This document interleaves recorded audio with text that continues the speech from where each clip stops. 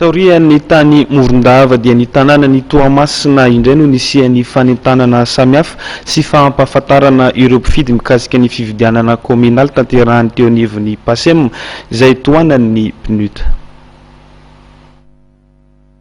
Raha ny etỳ Toamasina dia maro ny mponina no tsy dia mahafantatra ny fifidianana kominaly. Mbola tsisy raha fantako na dia kely.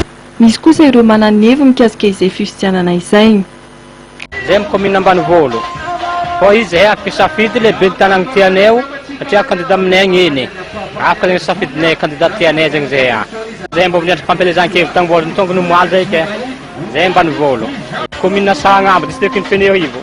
Andro vitsy mialohan'ny fifidianana, ny fiandohan'ny herinandro teo tetin'ny tanànan'ny Toamasina ny karavanina sy ireo mpanentana samihafa.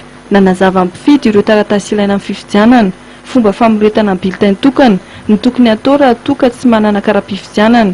Izany hetsika izany dia tafiditra anatin'ny fanabeazana mpifidy ataon'ny Senita izay tohanan'ny PASEM na ny projet d'appui au cycle électoral Madagasikara tantanan'ny PNUD. Nisy ihany koa ny fanentanana samihafa izay nitanterahana teo anoloan'ny lapan'ny tanànan'ny Toamasina. Anisan'ny miara-miasa amin'ny PASEM amin'ny plateforme des femmes de l'Océan Indien amin'ny fanentanana amin'ny vehivavy handray anjara ny fifidianana eo anivon'ny faritra 12. Zava-dehibe tokoa ny andraisan'ny vehivavy anjara amin'ny fifidianana satria ny ezakanay moa zany dia mbo maro koa ny vehivavy mandray anjara fitantanana raharaham-pirenena dia isan'izay zany voalohany ny latsahany ho fidiana sy ny fidy zany mba ahafahany mandray anjara fitantanana raharaham-pirenena amin'ny sehatra hoe fifidianana zany.